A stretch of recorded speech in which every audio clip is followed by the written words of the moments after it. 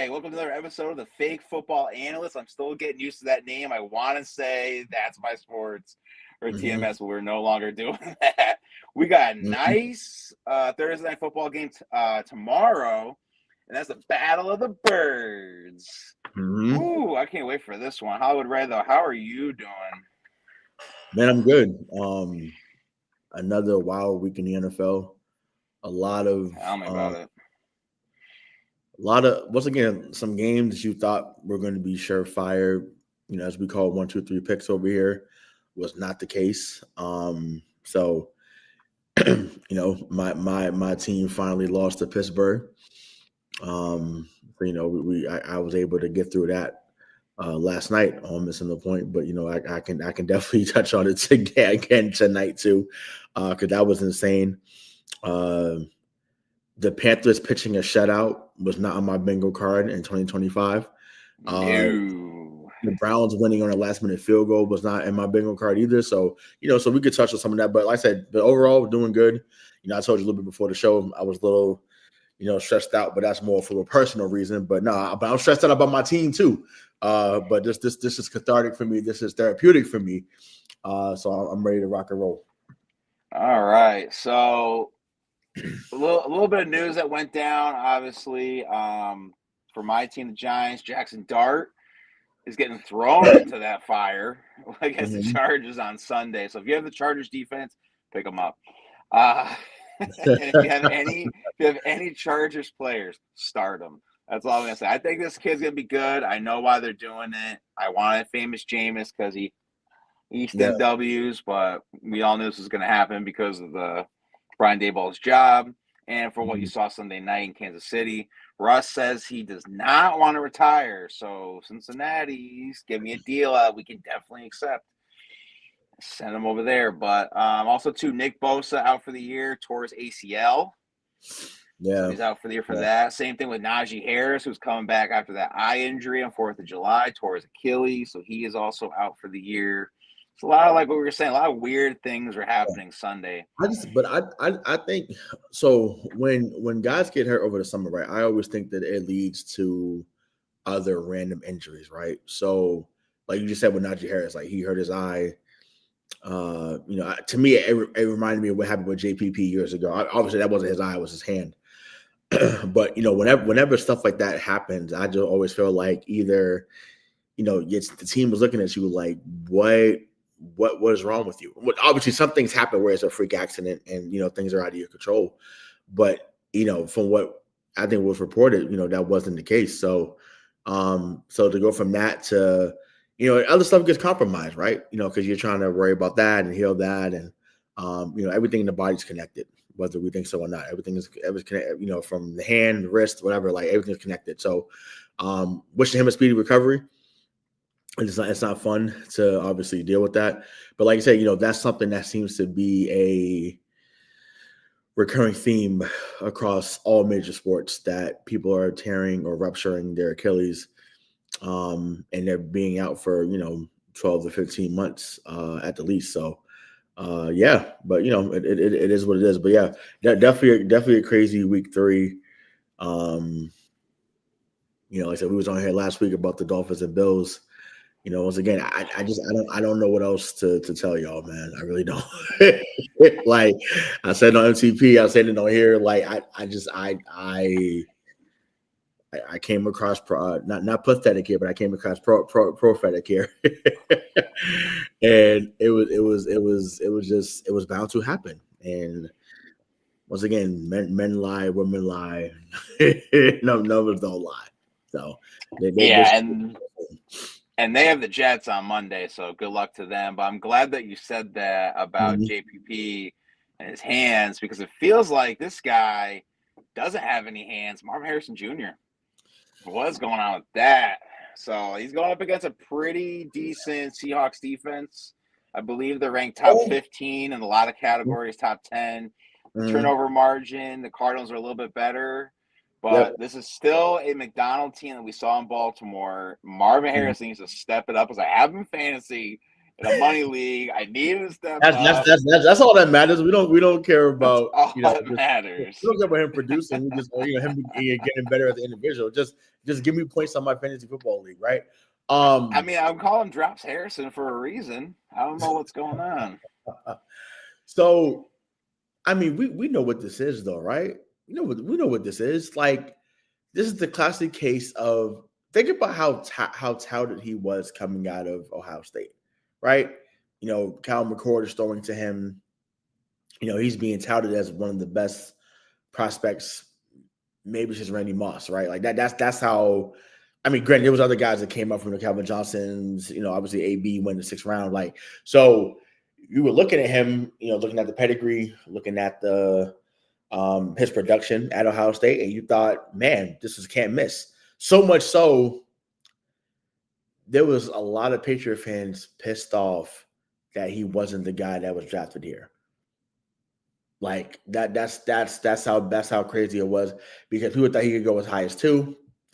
People thought that maybe he'll fall to what's a 3, but this is always going to be a quarterback thing until other positions are deemed more important, which it never will be because the quarterback gets allocated the most money out the salary cap. So until that changes, it's going to be the QB. But I say that to say it's the classic case of your height doesn't match the overall play.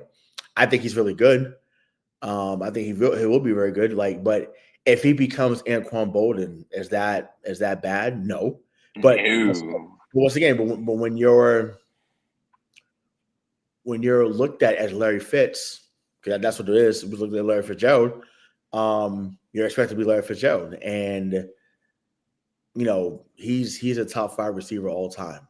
Once again, go argue with somebody else about that. Larry Fitzgerald is a top 5 receiver. I don't care what era. I don't care.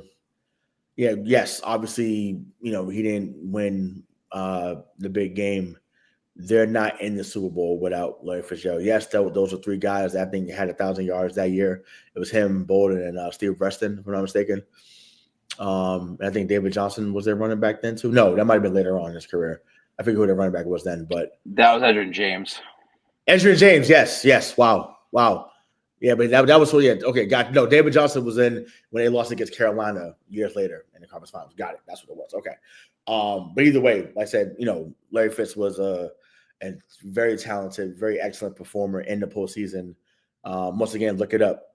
Like Cardinals, Packers fans sick, Panthers fans sick. Like they he made people look foolish. During his era, but needless to say, that's where Marvin Harrison was looked at. He hasn't been that. So, yeah, I think that's where he has to improve. But, yeah, I told you I thought that Arizona would have a good start. I said that to you. I think that they would be a good team this year. You have.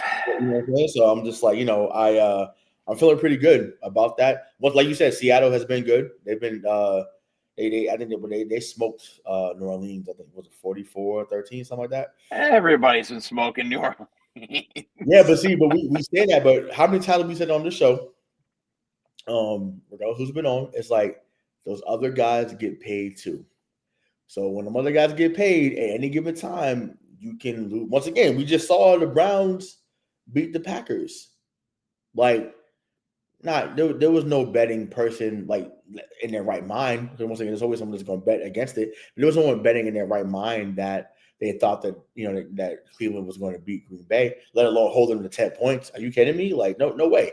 So you got to play. You got to play the opponent. can't play or you got to play the game. You can't play because they've been historically bad or they're this and that. Like, can't do that. Do we see a resurgence in Cooper Kupp? He's been a little shaky this year. Like, he had one good week in week 2, which is fine. It looks like it. And coming out of LA, you have essentially you would be the second guy. I know you have Jack Smith and Jigba, but like, I'm not saying that he's going to be the best receiver in the league, but like, is he going to be sustainable this year? Is what I should say. I mean, I'm trying to think of another guy like but I'm saying you don't need him to be 2021 Cup though. Like, Oh no, Triple yeah, Crown. you don't need to be that. I mean, obviously, Seattle fans and the team obviously would take that, obviously. But can you get 65 to 70 catches for 900 yards and 6 touchdowns? That's possible. If healthy, that's possible. JSN should be happy to be playing with Cooper Kupp because he should be taking some of the attention off of him. But yeah, I think there's a resurgence that can still happen. Once again, I don't think many people had Seattle at 2-1 so far. I think that maybe they thought they'd go 1-2. Some maybe even thought 0-3, right? But I mean, once again, they invested in Sam Darnold. They moved on from Geno Smith. So yeah, now it's like I said, it's getting to put up or shut up time. But yeah, Amazon or the NFL in general they're starting to get better with how they schedule these Thursday night games because before we would have got Texans Titans Thursday night. Oh, absolutely. Absolutely. Like, all right, Thursday night football, it's CJ Stroud versus Cam Ward. We'll be right here on it. Like, no. And I can't wait to talk about that game too. You're gonna be like, what? But yeah, we're gonna get that. So but yeah, see, Seattle has gotten better, or they seem like they have off to a good start. But I'm gonna go with Arizona. Yeah, this is gonna be tough for me. I mean, I like Trey Benson because James Conner's out for the year with his ankle. It's just Kyler Murray, and we could do little keys to the game real quick. Like Kyler Murray, I feel like on this team has to have like one of his best games. So I feel like we're going to circle back a little bit. Those going out with Marvin Harrison is he's throwing him the ball, but it's either underthrown or Marvin Harrison's open and he's dropping it. Maybe he thinks that he's putting all this pressure on that he's supposed to be like his dad. Not the case. But yeah, I like Kyler Murray, but like Sam Darnold, so far his chariot's not turning into a pumpkin. It's like what happened. Whatever Kevin O'Connell did in Minnesota is working in Seattle, and I do like defense a lot, especially Leonard Williams on the D line. He's really shaking up over there. I really feel they can get Kyler Murray like jittery and kind of force things to either throw a pick or fumble, any situation like that. So I'm actually going to go the opposite. I'm going to go Seattle in this one, but I do think a big key to the game for Seattle is the defense on this Arizona offense, because we saw against the Niners. They're another division game, but they were a little sloppy. Right. No, that's facts. I do think that I mean, we can't change Kyler Murray's physical attributes. Obviously, he's athletic. He has a good arm when he has time, like most quarterbacks do. But yeah, he's going to have to get, obviously, Harrison more involved. I mean, obviously, but finding a way, whether you're throwing like the Mike Thomas type route where you're throwing a slant to him, maybe putting him in a slot, having him run a comeback route, whatever, something along those lines. Got to get McBride involved too. I mean, he's their best receiver, and he's a tight end. for sure. But I think we're getting back to that, or not even back to that, but I think we're at a point now where your tight end is your best guy. So once again, it should have been Pitts in Atlanta. Obviously, Kelsey's been the guy there for a number of years in Kansas City.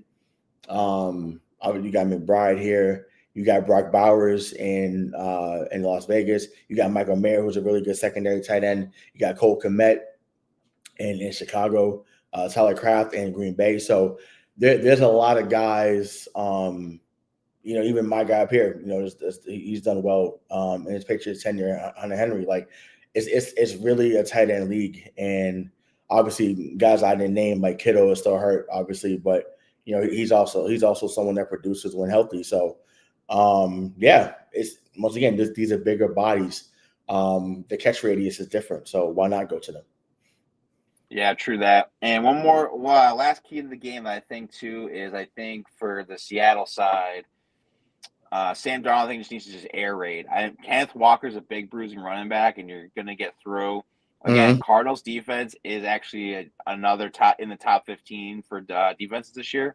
So and Right. it is a division game. But I think Kenneth Walker and Sam Darnold's air raid, I think, is going to make it so Seattle wins. So before we go into week 4 picks, what do you have? We already said who we're going to pick, but what is the score? So I'm gonna go Arizona 27, Seattle 20.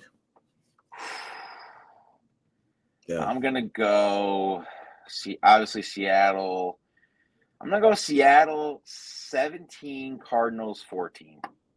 Oh, okay. So you got a defensive struggle there. Okay. Yeah, and Yeah, people don't like it. see. They'd rather have 50. Well, no, I mean Thursday nights usually contend to that because of, I mean, outside of the Tampa Bay Atlanta game last year, that was crazy. Like they was going back and forth, going blow for blow. But yeah, no, I mean, if there's any game that would have that, unless you just have one team that's just not great, but we're great here. So as you see at the bottom, make sure that you hit that subscribe button, to everything that we're on. But yeah, I think that they win 27-20 and hopefully it's entertaining. Yeah. Well, there's gonna be a lot of entertaining games this week, so let's get into those week 4 picks. Yeah. So we start off it's not London. I'm sorry, it's in Ireland, I believe. So you got the Vikings versus the Steelers. So who you got there? I'm gonna go with the Vikings on this one. Give me some youth. Aaron Rodgers can't handle that in Ireland. Yeah, I'm rocking with Minnesota too. I think I said it on MCP. I was like, dog. I was like, Aaron Rodgers coming across the pond wherever you bringing him. Like, the jet lag, the not wanting to be there, just coming off of an abysmal performance, right? Offensively for the whole team.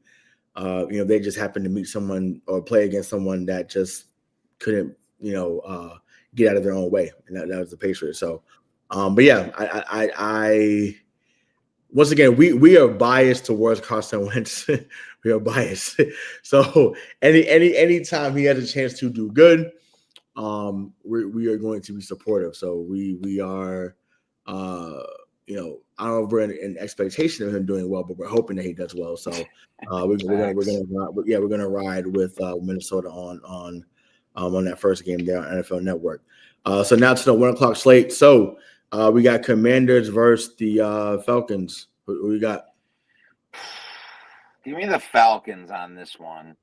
Wow. I'm not sure what's going on with Jaden Daniels if he's going to play. Scary Terry did get hurt last week, and I think Michael Penix needs to rebound. Channel in that inner number 7 and Michael Vick with your feet. No way. He's more. I mean, listen, Falcons fans. I'm not trying to be disrespectful. This is just first thing I thought of.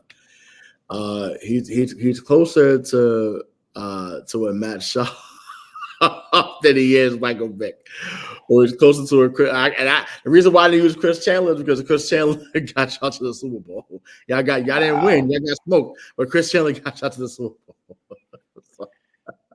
So it's fine. But he's closer to Matt Shaw. I'm sorry. Once again, want him to do well. I don't know. But how can you pick Atlanta after what happened last week against Carolina? Like, I just feel like it's not a division game. They're gonna come back stronger. I mean, they're at home. I mean, because they're a point and a half underdog, which I'm like, once again, maybe Vegas knows something that we don't know, but I'm blown away with that. But no, I'm going with Washington there. So next we have when the Saints go marching in to Buffalo. This is absolutely a 1, 2, 3. Circle the wagon. Circle the wagons, Buffalo Bills. Go ahead. Then we travel up Route 1 to Gillette. Because Mike was laughing at me because I was like, once again, I'm gonna pick New England, but I would not sit here and be surprised next week if Carolina comes in there and wins. And you know why? Because people have come in there, kicked their feet up, drink a couple of beers, kiss some babies, get a couple of hot dogs, nachos, whatever, and they're real comfortable in Route 1. They're real comfortable at one Patriot place. They're very comfortable coming into that building, and it's a shame because people used to know coming in there the game was over coming off the bus, regardless of the weather condition, regardless of you knew coming into very few times where team coming there, like I said, Baltimore came in there a couple of times, and won. The Jets came in there, playoff game. But it's like for the most part, when you came into one Patriot place, you knew you was in for a dogfight. And like now, like I said, it's all about the Lighthouse. It's all about Red Robin.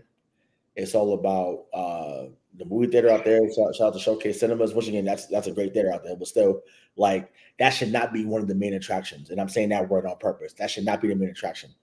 The main attraction at the 50-yard line. So the fact that that's what that's become, it's become a spectacle as opposed to a football stadium and where people want to come and see someone get, someone get wrecked on the field.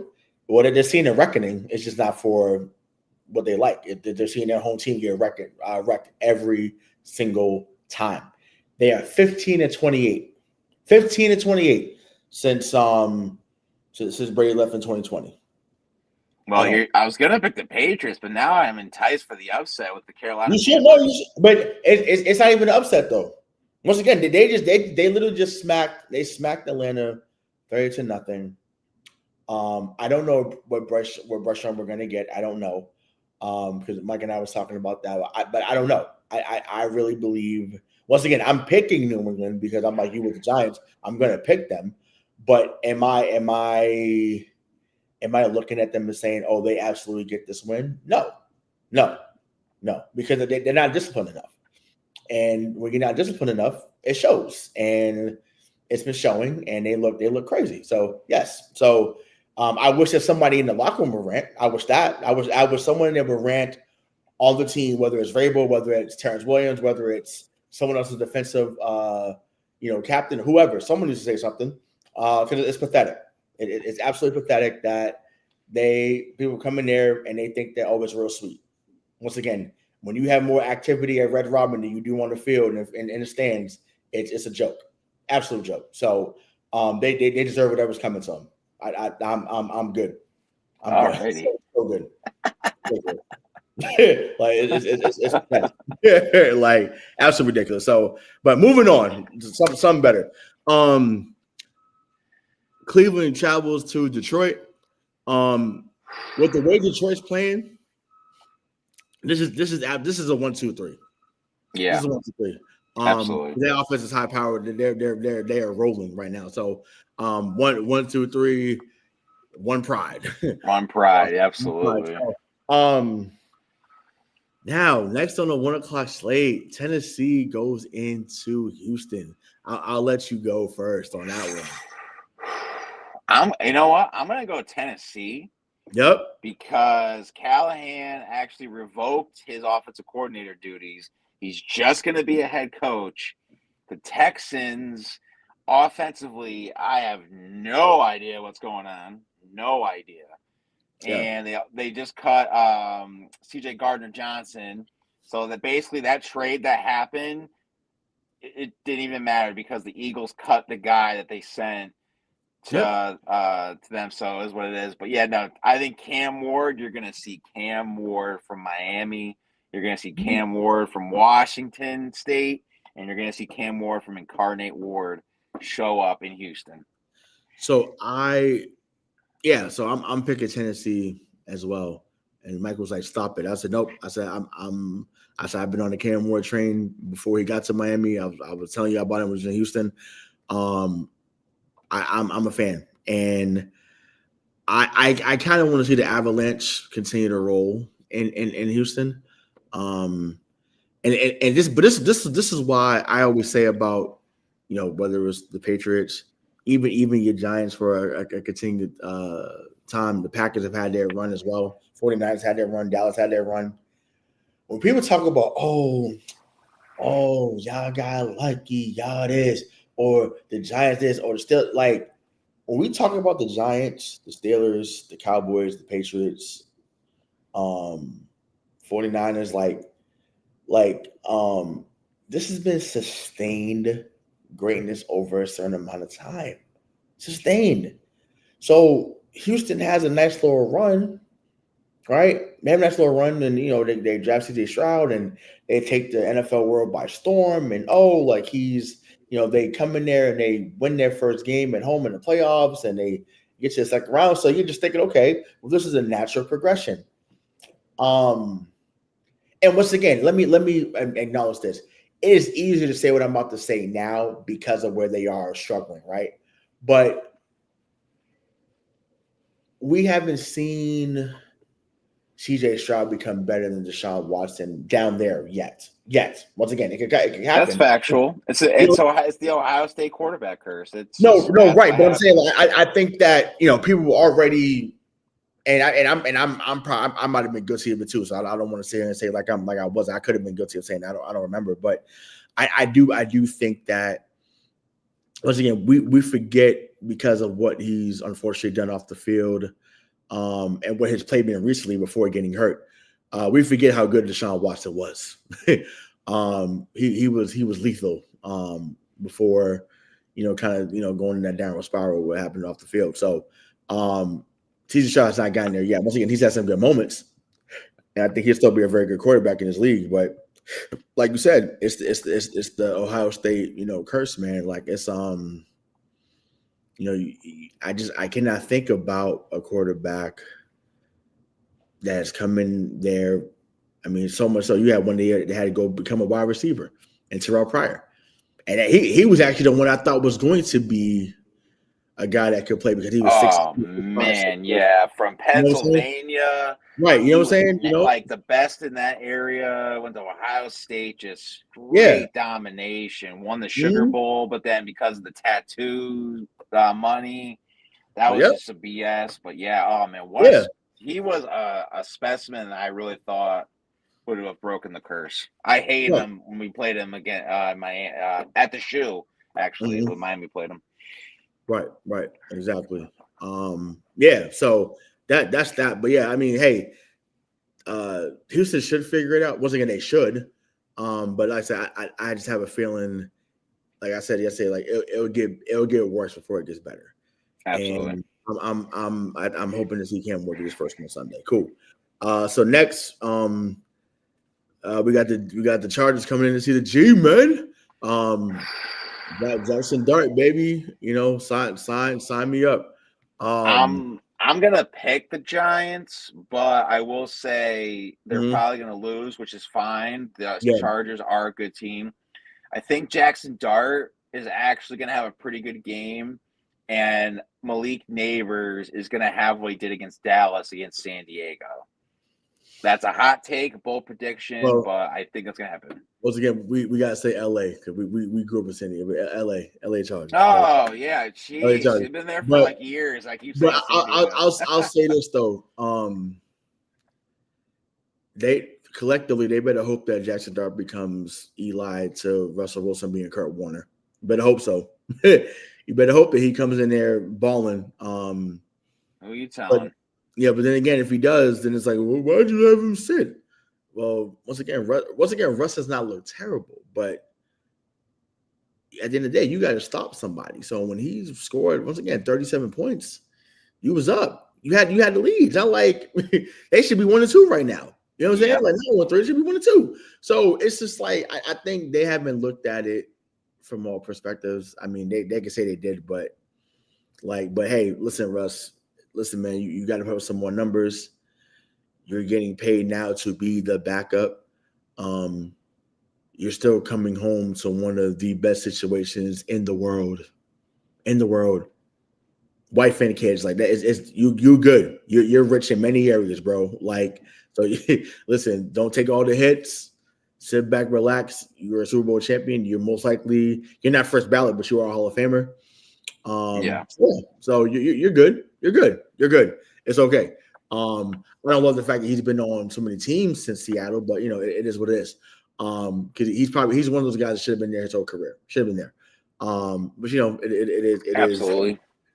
So next, this to me could be at least one of the games of the week, if not the game of the week. So I'm kind of surprised it's at 1:00. But we got Philadelphia coming into Tampa Bay. I'm riding with the Buccaneers. Um, you know, I mean, obviously, I know it was a couple of years ago, it was a different team, but that's the same team that beat them in the playoffs. I think like 30-9 a couple of years ago. And once again, Tampa Bay is really good early in the season, and I'm a ride with Tampa Bay. Yes, Philly is 3-0. They have found a way to win. That was an amazing comeback against LA Rams, the LA Rams last week. But if you play with fire long enough, you will get burned. And I think that they came out slow against Tampa Bay because they can actually score. I think that that's something that can, have them. It could backfire against them. So I'm going with Tampa. Yeah, this is a tough one for me just because Mike Evans is gone. I mean, Sterling Shepard looks like he's at Oklahoma with Baker Mayfield. It is the Philadelphia Eagles, but I'm going to ride with the Buccaneers too. Yep. So, all right. So now we on to the 4:00 slate. So we got the Colts versus Rams. Man, your boy Danny Dimes still looking good, but does it stop here though? I think so. So I think that Rams team. yeah. I think you're going to see Daniel Jones with his Buckeyes. Hey, you've been saying that. You've been saying that every week so far. Wait till you see a real defense. I'm telling you, that chariot will turn into a pumpkin. Yeah, we're gonna see. But like I said, him becoming 2025 Sam Darnold was not on the bingo card. Did not think that, but here we are. But yeah, no, Rams should get that one as well. We got the Mac Jones Bowl. We got the Jaguars versus the 49ers. So how does that make you feel? That he's balling. I'm conflicted because I liked him when he came out. But I hate that he didn't do all of that here. And he did, but it was just few and far between. You just liked his WWE entrance when he got drafted. The way he walked in. No, but listen, when you throw 41 touchdowns and 4 picks, like that's what's not to like. And he was saying all the right stuff coming in, so I was like, all right, we'll see. And then he had a decent rookie season. It's just unfortunate that obviously Josh went to go coach in Vegas, and bringing in Matt Patricia and Bill O'Brien, unfortunately, was really the beginning of the end. And it sucks, but that's just how it went down. But needless to say, I think I think Mac Jones got hurt though, unfortunately. So he may not play Sunday, but I'm going with the 49ers here. Yeah, I'm gonna go Jaguars just because I think if Mac Jones was healthy, I would have picked the Niners just because that is Kyle Shanahan's guy. Because we all knew he wanted him, not Trey Lance. We all knew that. So yeah. I'm gonna go with the Jaguars, and I think Brian Thomas Jr. is gonna have an excellent game. Yeah, I mean they need it. And hopefully Travis Hunter keeps balling too. So next we got the Ravens versus the Chiefs. So Kansas City is not favorite in this, that's saying something.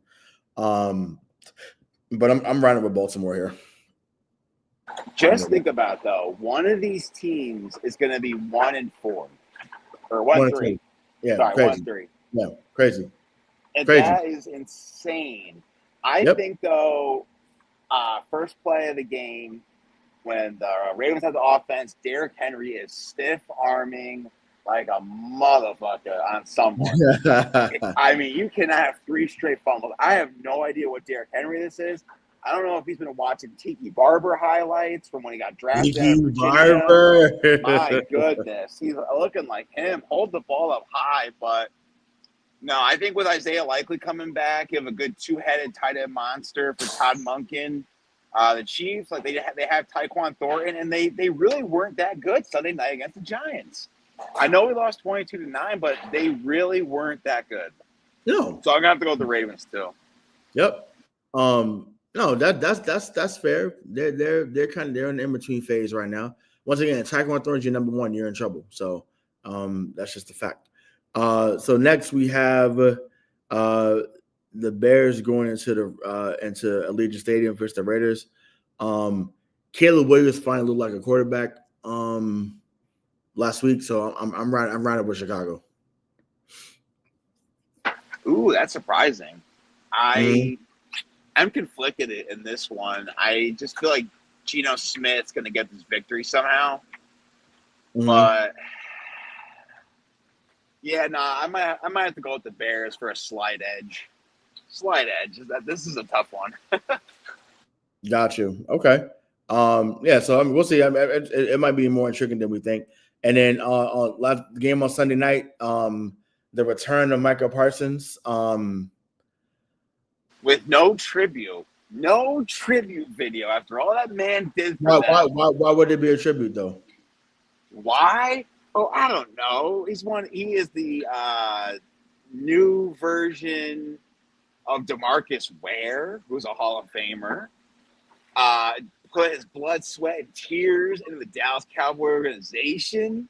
Put more books on the podcast than he did on the field, but it's okay. It's Yeah, yeah. Could never beat the Packers. Like that's Dallas stuff right there. What do you mean? Couldn't be San Francisco either, right? 12-5, 12-5, 12-5. That's crazy. That's so wild. But this is a 1-2-3 for me. No, it's going to be the Packers. The Cowboys defense is terrible. Good, I thought Eberflus was going to do something against Caleb Williams because he knows him, and he couldn't do anything. Right. Like, yeah, I think Golden's going to have a Roma Dunze type game against this team.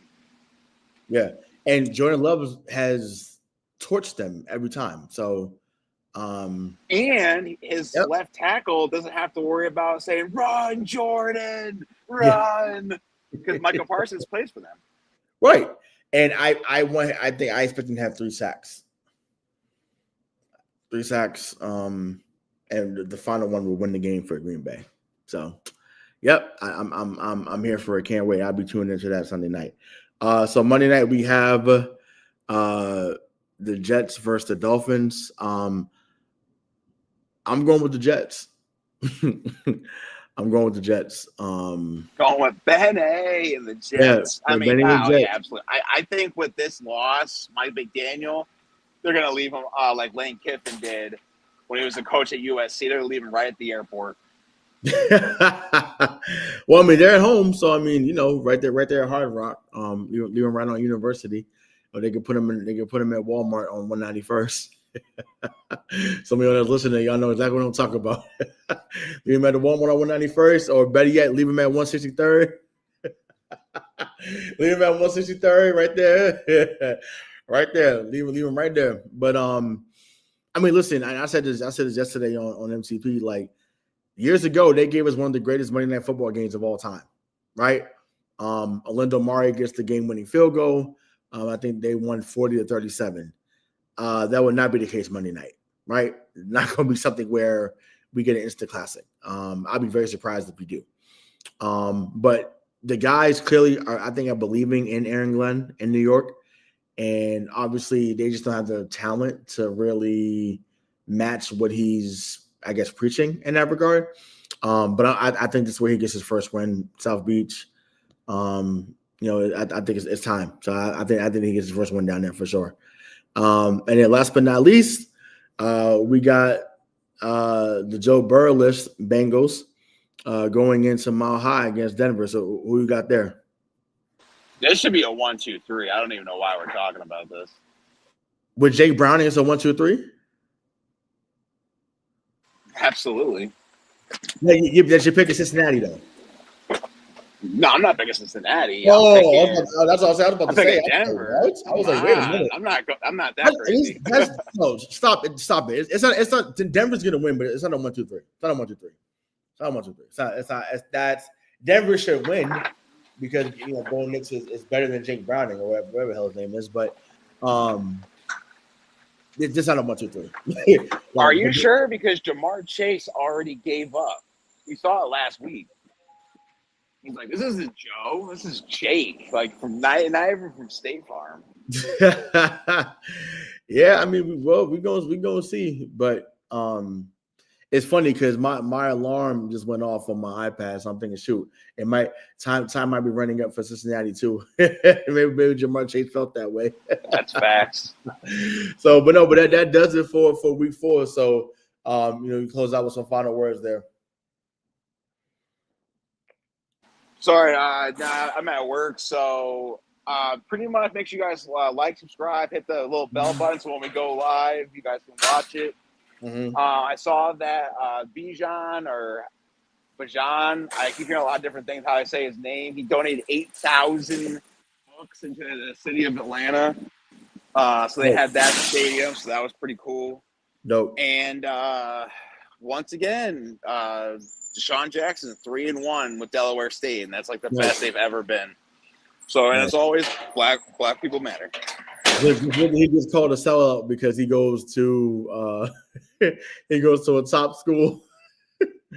Oh, you got your coaching stuff down here, and then you leave. It's like, bro, he's putting on for the whole. But I'm like, it's all right. Let it go. It's okay. For me, it goes. This goes back to this is outside of sports, but I didn't see the whole thing, but I'm glad to see that Jimmy Kimmel was back on air. People obviously had an issue with what he said, and regardless of where you stand on that, people have a right to free speech, and why? Because that's it's an amendment, it's a law, right? You have free speech. Right here, we do this because we have free speech. So, continue to support those that have a voice. Continue to encourage all of us so that we continue to use our voice, regardless of what platform we have, because it's important, right? And obviously, we don't want to spew hate; we want to spew love. But regardless of what you're spewing, because everyone's not going to have the same message, just make sure that you encourage free speech so that people can say what they feel without hesitation. But without hesitation, make sure that you subscribe to the show, you like the show, hit that bell button, as Aaron said. And as always, Black Lives Matter, not just when it's convenient for you.